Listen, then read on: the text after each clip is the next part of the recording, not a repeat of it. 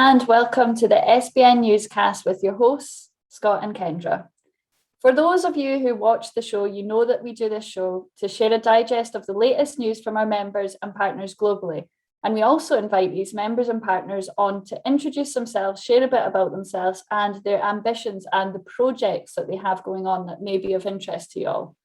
If you're an SBN member, this show is part of our SBN Amplify offering, where we amplify your news, events, key business opportunities, insights, and your SBN good news stories via our newsletter, website, this show, our members portal, and with our PR partner at the Daily Business Group. So if you want to join Scott and I on the show, or arrange a catch up with one of us, or simply to use the SBN Amplify, drop Scott or I a note, and we'll make sure that we can arrange that. And if you're collaborating with a fellow member, let us know. We love to hear those stories. And we have a new segment in our SBN monthly showcase called SBN in Action. So we'd love to share more about your collaborations. And it's always great to catch up with our members frequently and see where we can drive further value for you and make those meaningful connections. And we also have our ambassadorial network globally now, so they are always delighted to have catch-ups with you. So if you'd like to have a chat, get in touch with Scott or I. Before we hear from our guests, I'm going to run down some of the latest news and events from the last couple of weeks. SBN Chairman Russell Dalgleish announced that he's going to be participating in this year's London Marathon. He's going to be raising money for the charity Borderline, who focus on supporting and improving the lives of vulnerable Scots on the streets or those at risk of ending up in the streets in London. MBN Solutions have launched In Focus, a new data science and technology industry podcast that is bringing together industry leaders to talk about their evolving leadership styles, how they adapt and grow their business, and how they build high-performance teams. You can listen on Spotify, Apple Music, or wherever you get your podcasts. Net Zero Nation, a podcast for the Net Zero Scott community, launched episode 5 last week, looking at what is COP26. James spoke to Phil Willis, who was the UK delegate at COP13, in a fact-filled conversation featuring positive insights and tremendous optimism. Glencraft Managing Director Graham McWilliam, who's an SBN member, explained how he provides dignity through work on the Becoming More Significant podcast, so be sure to listen to that wherever you get your podcasts as well. In some other news, Ian Houston's letter from America returned last week as he looked at how young people today are going to become the resilient generation, so you can read that on the Herald's website. Tom Thomas continued his India Weekly Update series, and they go live every Friday, and you can find them in the news section of the SBN website. Karen Somerville also announced that tickets for next year's Fife Whisky Festival are going to officially launch on September 4th. So to all the whisky lovers out there, make sure you grab your ticket for the March 2022 festival. Stirling University shared a great short film about the impact and success of their graduate apprenticeship programme, with some great case studies as well, so be sure to watch that on YouTube. Seller 8 hosted their virtual conference earlier this week, all about selling in a post-pandemic world. This half-day conference has had the talks recorded, so you can watch all those on the conference website. You can find the link to that in the description of this video below. James Fleming, SBN member from The Power Within, also shared details on a £5,000 grant that's available to all businesses in Scotland who are looking to access business development or leadership training. You can check out the details on that to see how all companies in Scotland, including sole traders, can access the Flexible Workforce Development Fund. Entries are open to the Herald and Gen Analytics Diversity Awards 2021. On nominations need to be in by August 26th, so if you want to nominate yourself or any other businesses, make sure you act fast. We're also thrilled to see SBN members 3 in Consulting, a sponsor of one of the categories. So keep an eye out for the Star Performer 250 plus employees category. That's for news. There's also some events to keep an eye out for. The STV Growth Academy returns this month as they look at securing funding to grow your business. You can join this virtual event by RSVPing directly on the website. The Fresh Air Leadership Company is hosting a special journey by boat, bike and boat from the 20th to 22nd of September. Check out their website to see this physical and metaphorical hotel hopping journey with as much or as little coaching and team development as you want is something for you. We've got events as well. Our Scottish Business Showcase series returns in September as we welcome a physical and virtual audience for our first of many hybrid events. SBN members can RSVP in the members portal and see the speakers that we have, as well as details on our masterclass, which in September will be with Ian Anderson. Scottish International Week, SIW 21, has been confirmed to return in November this year. We're going to be doing an official launch of that event in Edinburgh next Tuesday at 5:30 p.m. We're going to kick things off with a performance from We Came to Dance, the Fringe show who featured in the last newscast, followed by words from Gavin Tweedy, who's chair of the Scottish Net Zero community, Bernard Pollock, Food Tank, as well as SBN chair Russell Dalgleish. Numbers will be limited, so if you would like to attend, please email Kendra at sbn.scott to find out more. There's also something really exciting you can get involved with this Saturday, but I'm going to leave that to our first guest to discuss. Yes, we're delighted to welcome singer and songwriter Ainsley Hamill. Hello. Hello, Ainsley. How are you? I'm very well, thank you. How are you? Yeah, I'm really good. Thank you for joining us today. Do you want to start by introducing yourself to our audience? Yeah, absolutely. So I am, as I said, Ainsley Hamill, singer-songwriter. I've been part of the SBN for a couple of years now as part of the Association of Exiled Scots. But I'm also a touring and recording musician and singer. So it's all go all the time, Kendra. Yes, you wear many hats, and we're delighted to have you in the network. And I wanted to say, for someone who might not have heard your music, obviously we've all kind of heard your music and listened to your album. How would you describe the music that you create? That's a good one, actually, because, well, I studied Scottish music and Gaelic song at the Royal Conservatoire in Glasgow.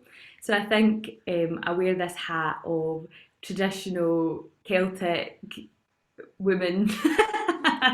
But in recent years, I've started to explore my own writing and collaborations with a lot of musicians in Britain and globally. So I think that sound has evolved. I won't say changed, because I think you are who you are, but with different influences, it becomes something else. So that's exactly what's happened with this new album that I've just brought out.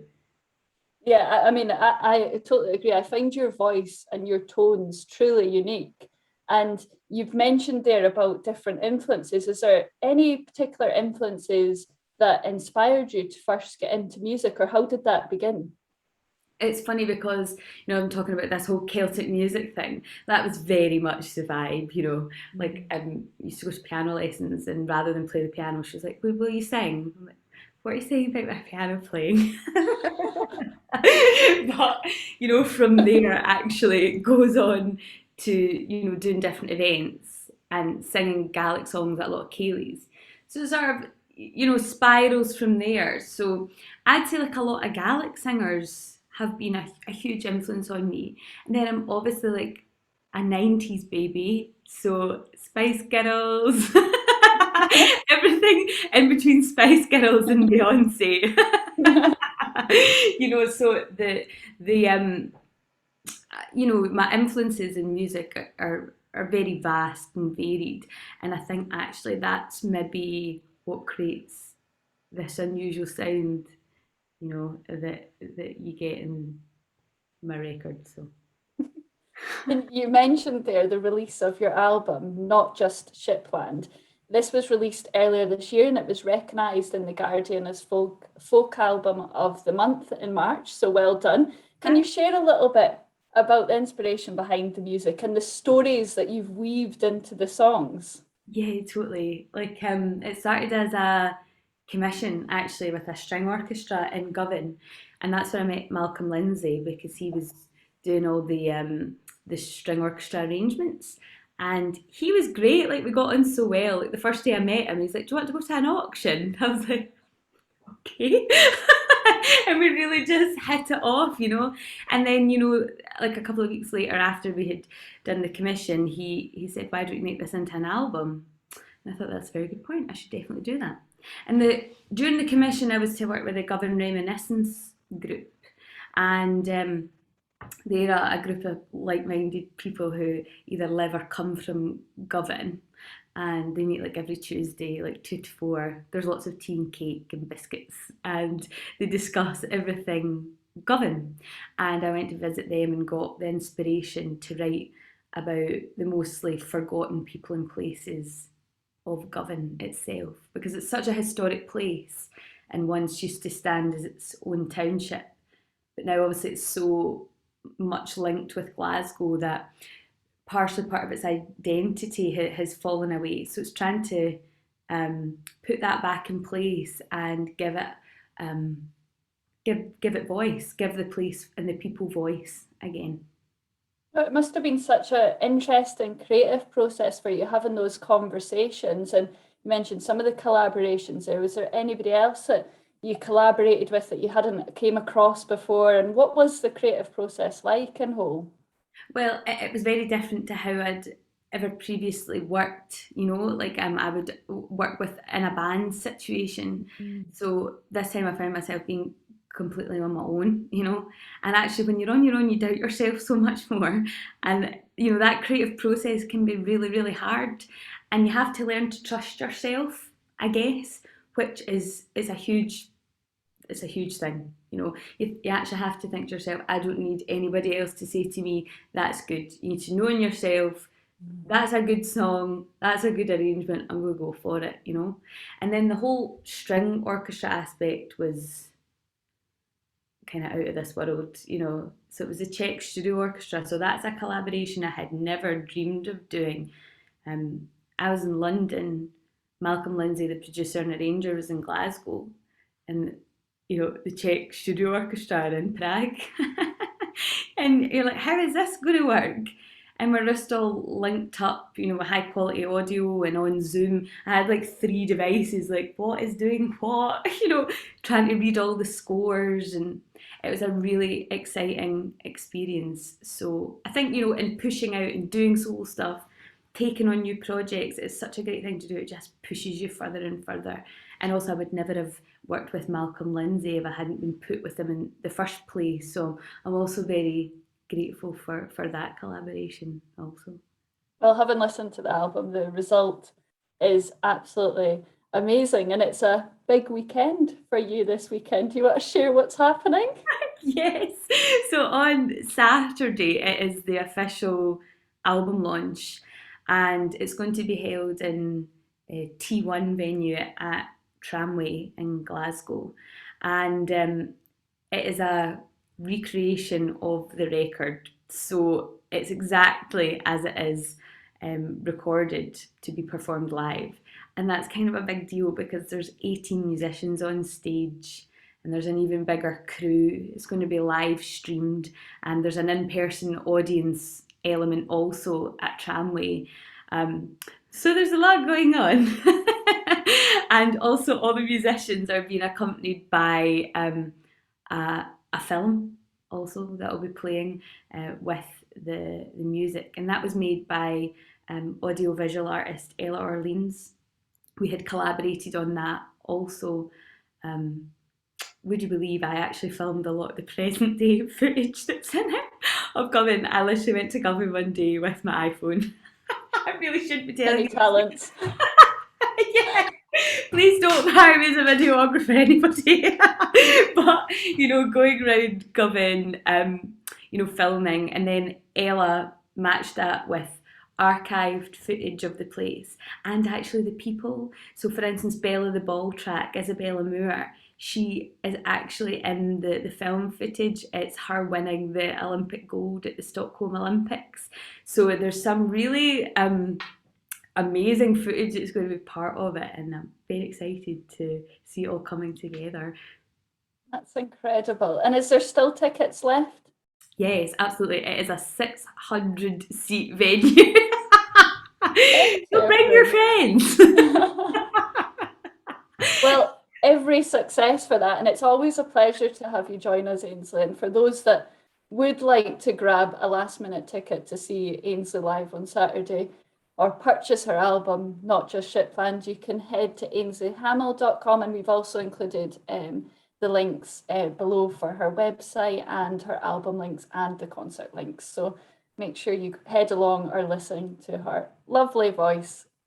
Thanks again, Ainsley. Thank you so much. Thank you very much to Ainsley, and I am now delighted to introduce our next guest, a familiar face, Jonny Downie. Hi, Scott. Hi, Kendra. Hi there, Jonny. Well, thanks for joining us. I did see your familiar face, but as with every guest, how about you introduce yourself? Yeah, thanks. My name's Jonny Downie. I'm a London relationship ambassador for the Scottish Business Network. Took on the role in February during the height of hopefully the last lockdown, as we're kind of getting out to this new normal world for the long term, hopefully. Yeah, so as you say, so it was the middle of the lockdown, but you're hosting our London Gathering on September 7th, which is going to be our first physical get-together in 18 months and something like 2 weeks. So can you tell us a little bit what's going to be happening at London Scottish House? Yeah, absolutely. And first, I cannot wait. It was one of the main things that I was getting really excited about, was getting back to meeting people in person. I know there was a lot of kind of conversation around, we can do a lot more virtually because we don't have to take in commute, but I'm a people's person. I just like meeting people. I like chatting to people. So I cannot wait for September 7th. Where we're hosting the London Gathering, as you say, the brilliant London Scottish House. I've been there a few times, met with the team there, who are fantastic. And there's so much history in the building as well. So it's, it's not just the London Gathering, but there's all sorts to kind of take in at the venue. And we've got a fantastic keynote speaker in Liz Barclay, who is the UK Small Business Commissioner. So there'll be lots of good insights there. It's open to both members and guests, which is brilliant because we get to bring in prospective members as well, and showing them what the Scottish Business Network is all about. It's about the diaspora across London, and it's a global network as well. It's that kind of not education, but it's that kind of getting them to understand that it's London, but it's global as well. And that's, in this world, it's a global economy, and it's showing them, the fantastic work that's happening out in the States, or, Australia, New Zealand, India, all these places. So I cannot wait. And it's sector agnostic as well. So we've got, entrepreneurs, small business owners there.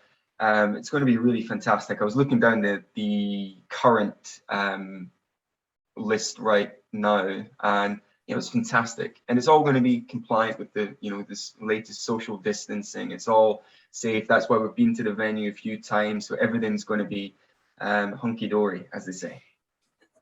Yeah, really lucky to have Liz Barclay as a keynote, because I think with her role as UK Small Business Commissioner, she's going to have insights that aren't only invaluable to share, but also probably quite unique, I think, just with her overarching role. And of course, a chance for SBN members, old and new, to come together is always something to pass up on. So bringing Scots together in London has always been a cornerstone of what Scottish Business Network's done since launching. And almost like you sort of highlighted there, to quote SBN CEO Chrissy Nesson, London's an export market. It's just so much bigger than anywhere else in the UK that it should be seen as an export market to Scottish businesses. And with your ambassadorial role, you've already talked about how excited you are to get to go back together, but it must be the first time you're even seeing a bunch of these people in person, because the membership's grown and developed so much in the last 18 months. Yeah, absolutely. I mean, I've tried to, speak to people virtually as much as possible and get to understand their asks. And I think in the height of the lockdown, it was often very difficult, because a lot of business happens in person when you get to kind of meet people, chat over coffee, and so I just can't wait to meet them in person. I was fortunate enough to go to a London Scottish rugby event a few weeks ago at the Caledonia Club, and represent the Scottish Business Network alongside a few members, which was fantastic, because I actually hadn't seen a few of them since the last event, which was in London 2020, actually at the Walkie Talkie building, which was a fantastic event. It was just great to catch up with them in person again, see how business has been going over the last 18 months, because as we know, some sectors have been impacted more than others. So it was fantastic to hear that everything's going really well with the individuals I was speaking with, and I can't wait to meet the wider kind of populace of the membership group come September 7th. That seems quite crazy that our last event was in that walkie-talkie building. That seems like it was 5 years ago. I almost feel like I'm a different person. With hosting this event, it's a great opportunity for the members to meet the London Relationship Ambassador, which is yourself. I was wondering if you could touch a little more and outline some of the ways in which you support these members within your role, whether they be based in London or looking to do more business in London. Yeah, I think it's just, it's opening up the dialogue and connecting, keeping track of what their asks are and keeping my ear to the ground in terms of, the wider network, trying to bring in new members as well that kind of complement each other is, I think, pretty key. So looking across, trying to bring in, employees of big corporates and, investors and, the entrepreneurs as well. I think it's trying to bring that, complementary membership populace together. And just open up the dialogue, understand what their business asks are and just try and help promote what they're doing and what they're trying to achieve. Yeah, and as you mentioned at the start of this, it is, since it's sector agnostic, the more people the better, because you don't know who knows. I mean, we've got people like London Scottish, or we've got Ainsley and Anna from the Association of Exiled Scots, or we've got people who work in finance and law, and it's all over. So I just think having you as that base in London is really going to help pull this together.